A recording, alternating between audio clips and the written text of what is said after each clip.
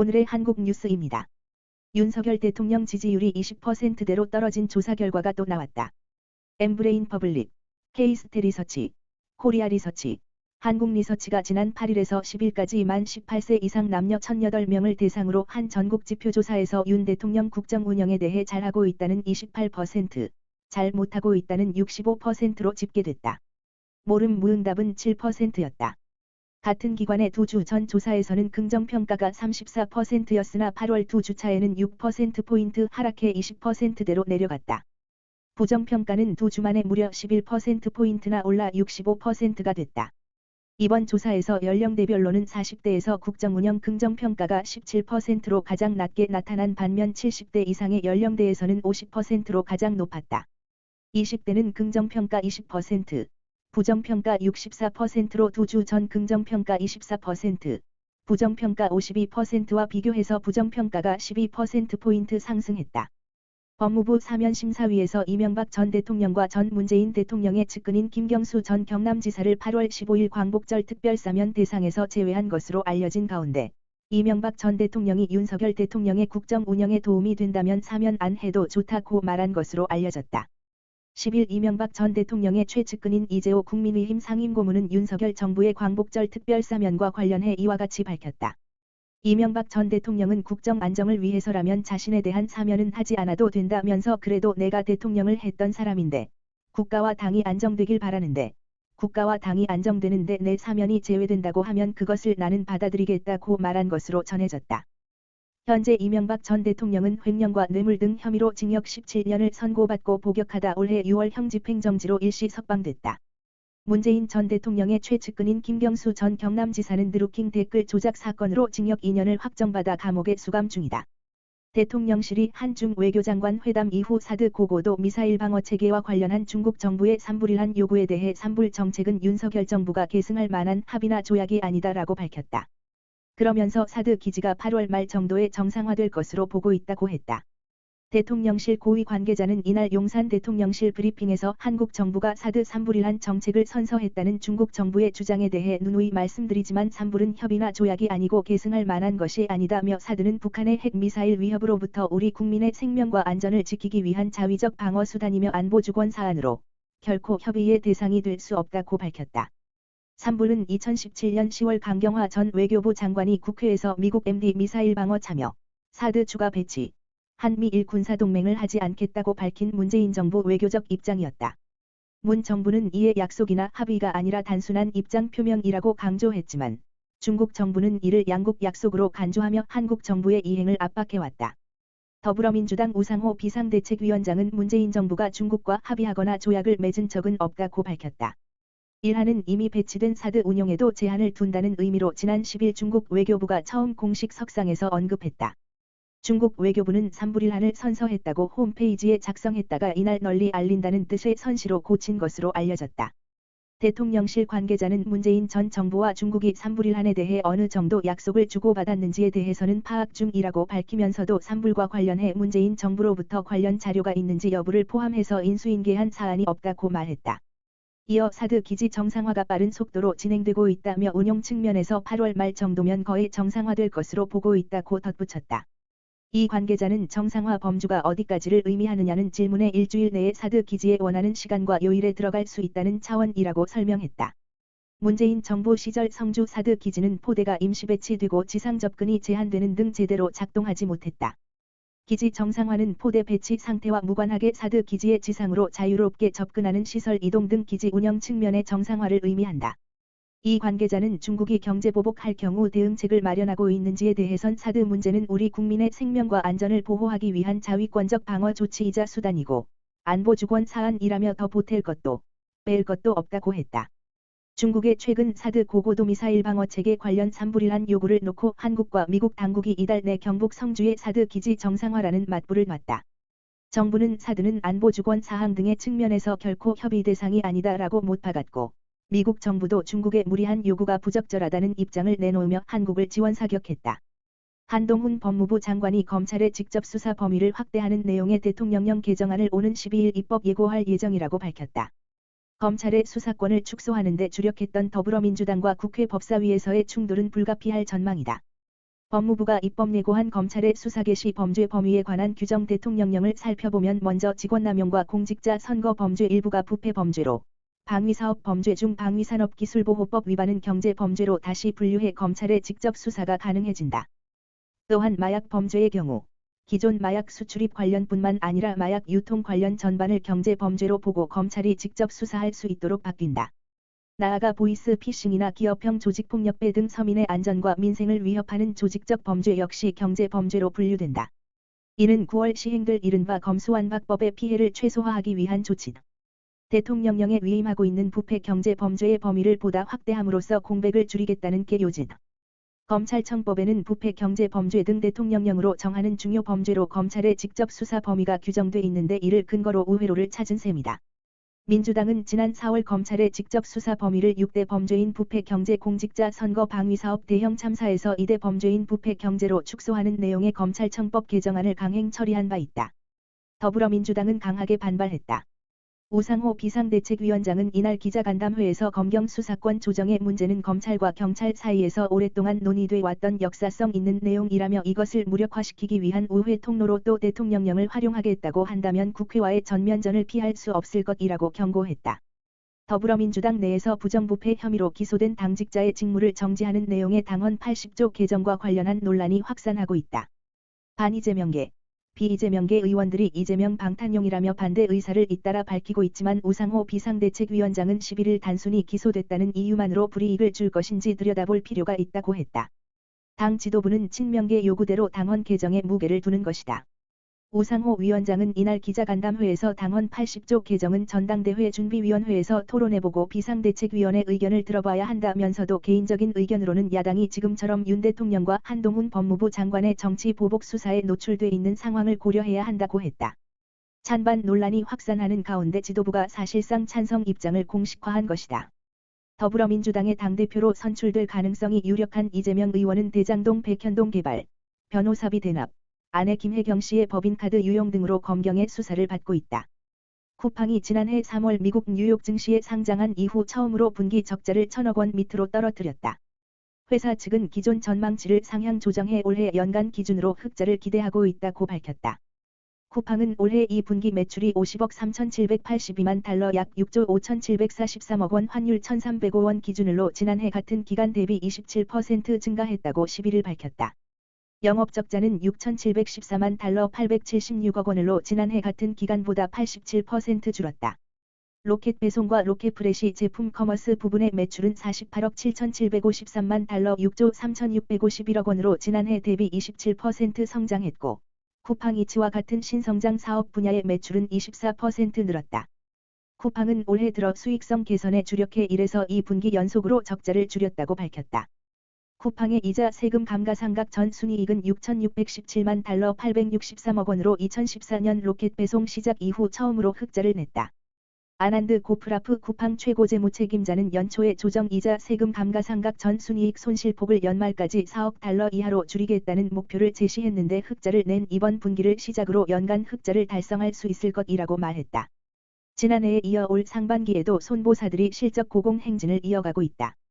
삼성화재는 지난해 삼성전자 특별배당을 제외하고도 당기순이익이 18.9% 성장했고, DB손해보험과 현대해상, 메리츠화재는 상반기 기준 역대 최대 당기순이익을 기록했다. 코로나19로 자동차 이동량이 줄어들고 병원 이용 등이 감소하면서 전체 손해율이 개선된 결과로 풀이된다. 다만 최근 서울 등 수도권에 내린 기록적인 폭우로 침수 차량이 대거 발생하면서 3분기부터 손해율 증가와 실적 악화가 예상된다. 11일 삼성화재는 올해 상반기 7,499억 원의 순이익을 달성했다고 밝혔다. 지난해 삼성전자의 특별 배당을 제외할 경우 18.9% 증가한 수준이라고 회사 측은 설명했다. 올해 상반기 세전 이익은 1.8% 성장한 1조 286억 원을 기록했다. 매출을 의미하는 원수보험료는 작년보다 1.3% 늘어난 9조 8,875억 원을 기록했다. 보험 종목별로는 일반보험 10.0%, 자동차보험 0.9%, 장기보험 0.3% 등 모든 사업 부문에서 성장세를 보였다. 올해 초부터 이달 10일까지 우리나라의 누적 무역수지 적자는 230억 달러를 기록했다. 이는 기존 최대 적자인 1996년 기록한 206억 달러를 넘어선 수치다. 11일 관세청에 따르면 이달 1일에서 10일 수출액은 156억 8,800만 달러로 작년 같은 기간보다 23.2% 증가했다. 이 기간 조업 일수는 8.51로 지난해 같은 기간 7.51보다 하루 더 많았다. 일평균 수출액은 8.7% 증가했다. 주요 품목별 수출액은 석유제품 177.0%, 승용차 191.9%, 가전제품 104.3%, 정밀기기 9.5%, 선박 89.3% 등이 작년 같은 기간보다 늘었다. 반면 반도체 마이너스 5.1%, 무선통신기기 마이너스 17.7% 등은 감소했다. 같은 기간 수입액은 작년 동기 대비 34.1% 증가한 233억 6,500만 달러로 집계됐다. 공급망 차질이 지속되면서 원유 50.1%, 가스 96.4%, 석탄 162.5% 등 주요 에너지 수입액의 증가세가 이어졌다. 반도체 44.6%, 승용차 71.7%, 무선통신기기 21.6% 등 주요 제품 수입 역시 늘었다. 이달 1일에서 10일 무역 수지는 76억 7,700만 달러 적자를 기록했다. 지난해 같은 기간 46억 8,500만 달러 적자보다 적자 규모가 커졌다. 무역 수지는 지난 1월 마이너스 49억 300만 달러에 이어 4월 마이너스 24억 7,700만 달러, 5월 마이너스 16억 1,400만 달러, 6월 마이너스 25억 7,500만 달러, 7월 46억 6,900만 달러로 적자를 기록했다. 무역 적자가 4개월 연속 기록한 것은 2008년 9월 이후 처음이다. 이달 10일까지 올해 누적 무역 적자 규모는 229억 3천만 달러다. 이달 말까지 무역 적자가 지속될 경우 5개월 연속 이어지게 되는 셈이다. 무역 적자가 5개월 이상 지속되는 것은 2007년 12월에서 2008년 4월 이후 처음이다. 정부가 식품 및 의약품 규제 혁신 100대 과제의 대마 성분 의약품에 대해 규제 완화를 발표하면서 의료용 대마 사업을 벌이고 있는 국내 바이오 기업의 주가가 깜짝 상승세를 보였다. 우리바이오와 화일약품에 대한 주식시장의 관심은 정부가 의료용 대마에 대한 규제 완화를 공표했기 때문으로 분석된다. 식품의약품안전처는 이날 오전 신산업 육성 지원과 민생 불편을 줄이기 위해 제약 바이오 분야 규제 개혁 과제를 발표했다. 이 가운데 현재 공무 학술 목적으로만 이용할 수 있었던 대마 성분 의약품에 대해 식약처는 대마의 의료 목적 사용을 허용하는 국제적 흐름과 희귀난치 질환자의 치료를 위해 의료 목적 허용 범위를 확대하기로 했다. 2024년 12월까지 마약류관리법을 개정해 대마 성분 의약품의 국내 제조 수입을 허용할 계획이다. 더불어 자기치료용 대마 성분 의약품에 대해서도 휴대해 출입국을 허용하는 제도 개선도 추진된다. 정부가 1주택자 비과세 특례를 확대하기로 했다. 상속주택이나 공시가격 3억 원 이하인 지방주택을 한 채 더 보유해도 1주택자로 간주돼 양도세, 종부세 혜택을 누릴 수 있게 된다. 기획재정부에 따르면 2022년 세제 개편안에는 1주택자가 상속주택이나 지방의 저가주택을 한 채 더 보유해 2주택자가 된 경우에도 1주택자와 동일한 종부세 감면 혜택을 주는 방안이 포함됐다. 부득이하게 다주택자가 된 상황을 감안해 1주택자에게 주어지는 혜택이 억울하게 박탈되지 않도록 한 것이라는 것이 기획재정부 설명이다. 개정안에 따르면 수도권의 공시가격 6억 원 이하 상속주택이나 지분 40% 이하의 소액 지분은 기간 제한 없이 보유주택 수에서 제외해준다. 비수도권은 공시가격 3억 원 이하 주택만 해당된다. 이외 상속주택은 5년 동안만 1주택자로 간주된다. 이에 따라 상속주택이나 지방의 저가주택을 보유한 2주택자는 종부세 과세표준을 계산할 때 두 채의 공시가격을 합쳐 세금을 매기지만 올해는 기본공제를 6억 원이 아닌 14억 원까지 받을 수 있다. 다주택자에 대한 종합부동산세 중과 폐지 등 세제 개편안이 나온 이후로 다주택자의 매물 회수가 이어지고 있으나 서울 아파트 매수 심리는 갈수록 위축되고 있다. 매물 감소에 따른 가격 상승 불안감이 매수 심리를 자극할 수 있음에도 매수세는 좀처럼 살아날 기미를 보이지 않고 있다. 12일 부동산 빅데이터 플랫폼에 따르면 서울 아파트 매물은 전날 기준 6만 1,785건으로 지난달 21일 6만 4,046건 대비 3.53% 감소했다. 앞서 지난달 21일 정부는 종합부동산세 과세 체계를 주택수에서 주택가격을 기준으로 전환하고 다주택자의 중과세율을 폐지하는 것 등을 골자로 한 세제 개편안을 발표했다. 글로벌 경제 위기에 따른 소비 위축으로 메모리 반도체 시장이 급격히 얼어붙을 것이란 전망이 힘을 얻고 있다. 12일 시장조사 업체 트렌드포스에 따르면 올해 3분기 소비자용 디램 가격은 13에서 18% 하락할 것으로 예상된다. 지난달 내놓은 전망에선 8에서 13% 하락할 것으로 예상했지만 한 달 새 전망치가 더 낮아졌다. 글로벌 디램 제조사들이 재고가 쌓이면서 주요 고객을 대상으로 가격 인하에 나섰기 때문이라는 것이 트렌드포스의 설명이다. 트렌드포스는 계속해서 증가하는 생산량에 대한 압력을 받고 있는 한국 제조업체들이 유통업체와 고객의 구매를 촉진하기 위해 가격 타협 의지를 크게 높였다며 이는 가격 하락의 꾸준한 확대로 이어졌다고 분석했다. 4분기 전망은 더 어둡다. 재고가 완전히 소진되기 전까지는 가격이 더 내려갈 것으로 보이기 때문이다. 트렌드포스는 디램 가격이 4분기에도 3에서 8% 추가 하락할 것으로 예상했다. 낸드 시장 전망 역시 밝지 않다. 당초 3분기 낸드 가격은 2분기에 비해 3에서 8% 하락할 것으로 예상됐지만 최근엔 8에서 13%까지 하락폭이 커졌다. 메모리 시장의 둔화는 삼성전자와 SK하이닉스의 실적에도 영향을 미칠 가능성이 높다. 삼성전자와 SK하이닉스는 2분기 각각 14조 971억 원, 4조 1926억 원의 영업이익을 거두며 역대급 실적을 거두는 데 성공했다. 하지만 하반기 실적 전망은 불투명하다. 양사는 하반기 시장 전망에 대해 거시경제 영향에 따른 모바일 PC 수요 약세가 이어지며 메모리 반도체 수요가 둔화될 것으로 예상했다. 지난 8일 서울과 수도권에 내린 폭우로 반지하 주택 주민들의 인명피해가 잇따르자 서울시가 지하 공간을 주거 용도로 사용하는 것을 금지하겠다고 밝혔다. 서울시는 10일 지하 반지하 주택은 안전 주거 환경 등 모든 측면에서 주거 취약계층을 위협하는 후진적 주거 유형으로 이제는 사라져야 한다며 반지하 거주 가구를 위한 안전대책을 발표했다. 반지하 거주 가구를 위한 안전대책은 지하 반지하를 주거용으로 불허하도록 정부와 협의하고 건축허가 시에도 불허하도록 각 자치구에 허가 원칙을 전달해야 한다. 기존 건축물은 10에서 20년 유예기간을 주고 주거용으로 쓰지 않도록 유도할 방침이다. 한강의 홍수 조절에서 최후의 보루인 강원도 춘천 소양강댐이 2년 만에 수문을 열었다. 한국수자원공사 소양강댐 지사는 11일 오후 3시 댐 수문 5개를 차례로 열고 저수를 방류했다. 발전 방류를 포함해 초당 600톤으로 시작한 소양강댐의 방류량은 초당 최대 2,500톤 안에서 조절된다. 방류는 오는 19일 오후 4시까지 이루어질 예정이다. 소양강댐 수위는 지난 8일부터 수도권과 강원도를 포함한 중부지방이 집중호우로 상승했다.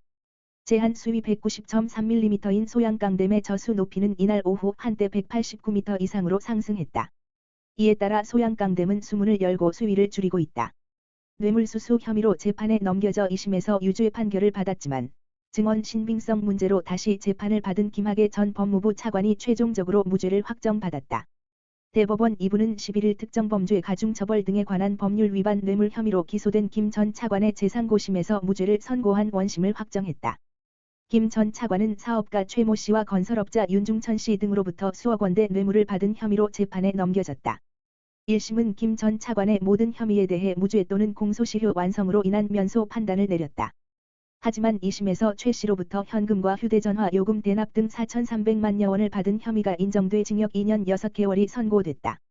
하지만 대법원은 2심 유죄의 근거가 된 최 씨의 법정 증언의 신빙성이 떨어진다며 사건을 서울고법으로 돌려보냈다. 증인신문 전 검찰이 최 씨를 사전 면담했는데 이후 법정에 출석한 최 씨가 종전 진술을 바꿔 김 전 차관에게 불리한 진술을 더 구체적으로 내놓은 게 문제가 됐다. 대법원은 면담의 영향으로 진술이 변경됐을 가능성을 배제하기 어렵다고 보고 파기환송심에서 이 부분을 다시 심리하도록 했다. 파기환송심 재판부는 김 전 차관에게 무죄를 선고했다.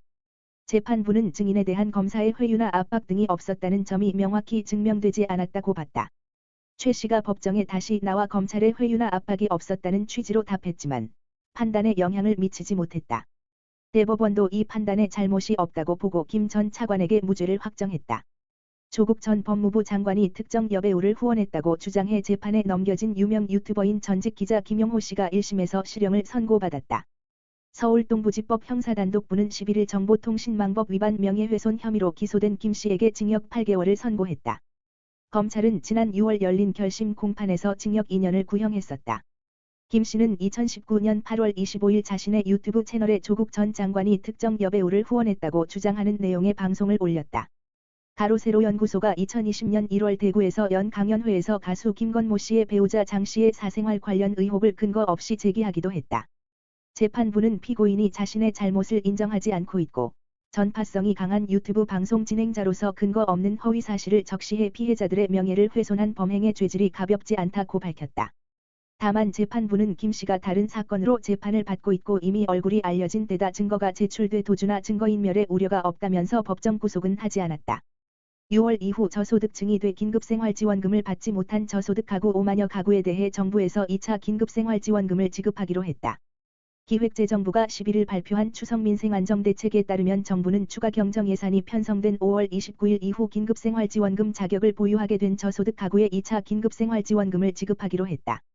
긴급생활지원금은 1인 가구 기준 40만 원, 4인 가구 기준 100만 원이 지급된다. 앞서 정부는 추경 당시 기초생활수급자 차상위계층 등 저소득 가구 193만 가구에 대해서는 이미 8,527억 원가량의 긴급생활금을 지급한 바 있다. 오늘도 시청해 주셔서 감사합니다. 구독과 좋아요 부탁드립니다.